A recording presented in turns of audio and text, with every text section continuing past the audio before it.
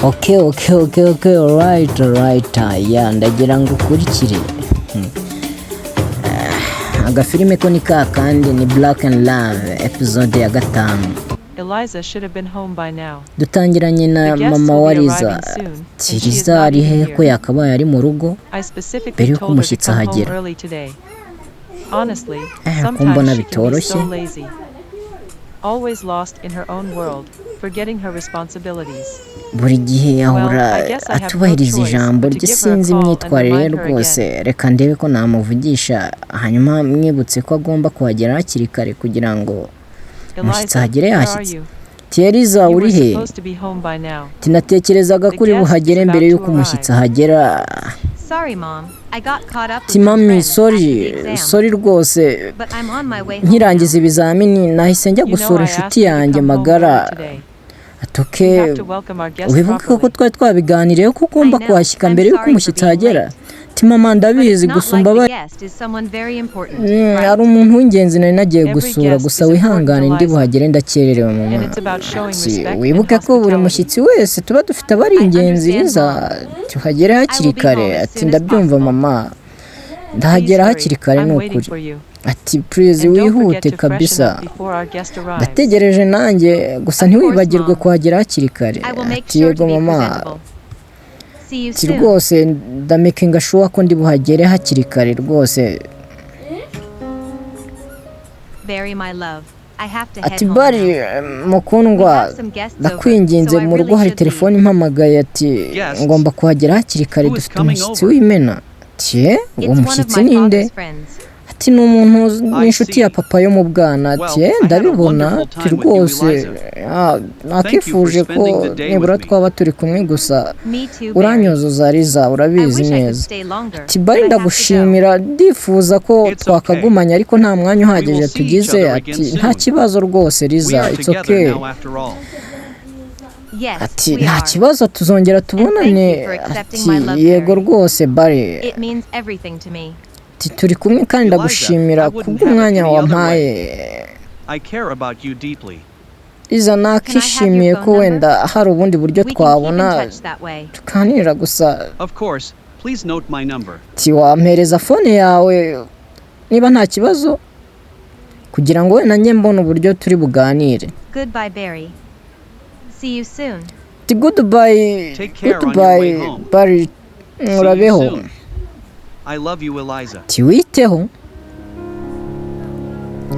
ubwo turabonana vuba bidatinze nta kibazo.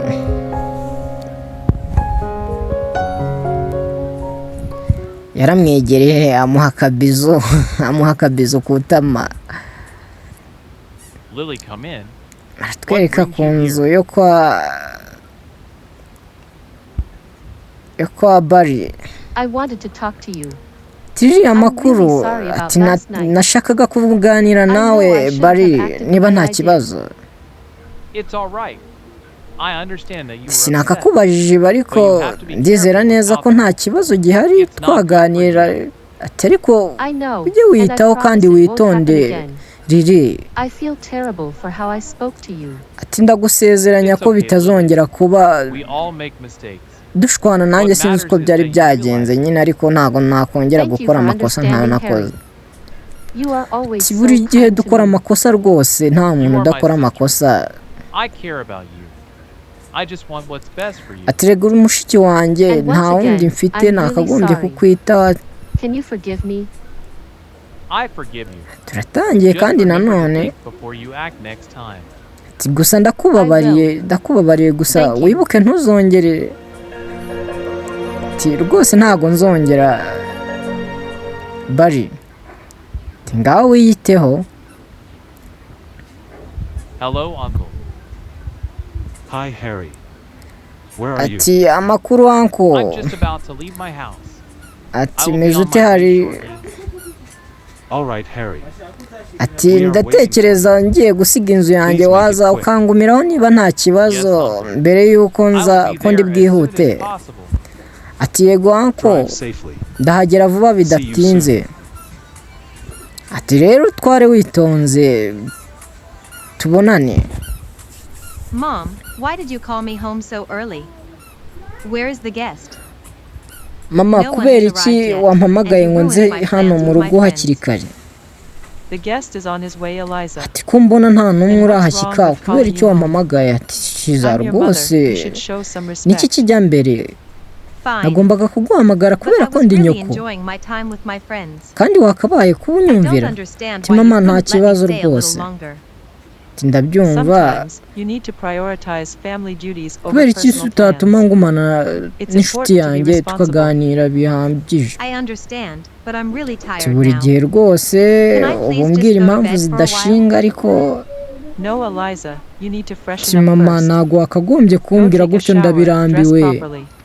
Hoya Liza, ukeneye rwose umuntu ugukwiye, ariko mama ntabwo nari ndyamye rwose. Liza, sinzigera nkureka n'ubwo bunebwe bwawe urakabije. Ati nta kibazo, reka njye kwitegura hanyuma nze. Wibuke ugire vuba vuba. Ego mama, ndagira vuba nta kibazo. Mama wa Liza yakomeje kumwitegereza. Ati wow, mbega umunsi wari utangaje. Bari nyuma na nyuma yemeye urukundo rwanjye, yemeye ko nkunda. Ntabwo nari mbyiteze rwose, ndumva nishimye cyane bidasanzwe. Wow, ntago asanzwe rwose uriya muhungu. Ati buriya ukuntu yandebaga mu maso yisekesha, ati ndishimye kuba bara ari mu buzima bwanjye. Ati rwose bari ni umuhungu udasanzwe. Liza yakomeje kwisekesha.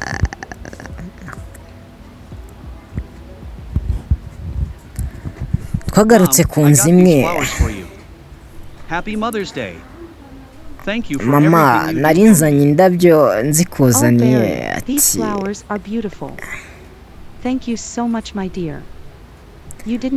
Barry, izi ndabo ni nziza cyane kandi urakoze cyane rwose kubw'izi ndabo nzaniye.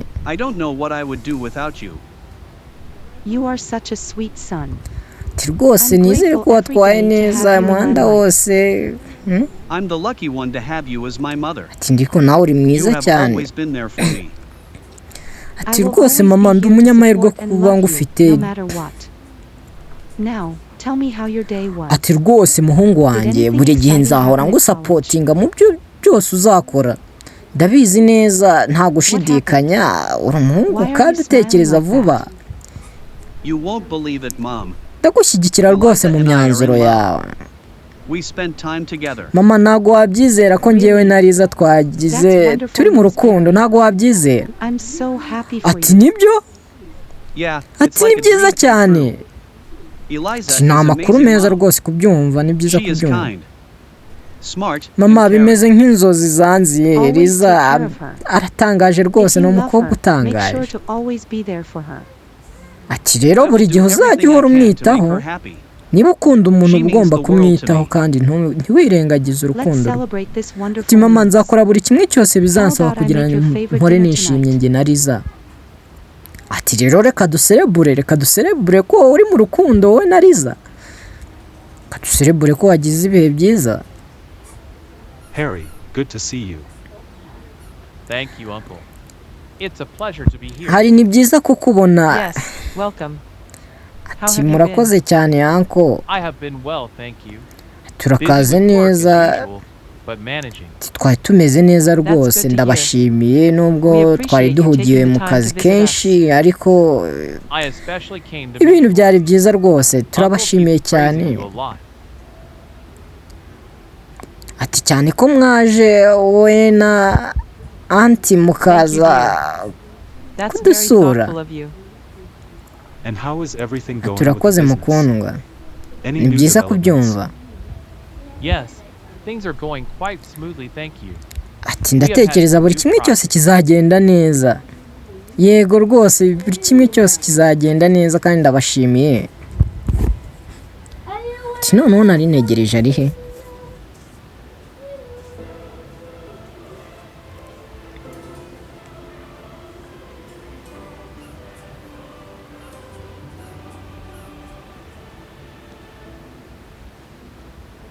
Oh my rwose god. hari yabonye What a Liza beautiful biramutungura cyane, asa n'utunguwe cyane. Ababyeyi nabo babibonye barisekesha ati wow, bya bintu burya ndabona ari byiza. Babaye nk'abatangaye. Yes, wakoze kudukurikirana, wakoze gukurikirana kano gafilme, tukaba tugasoreje hano, ntuzacikwe n'ibindi bice.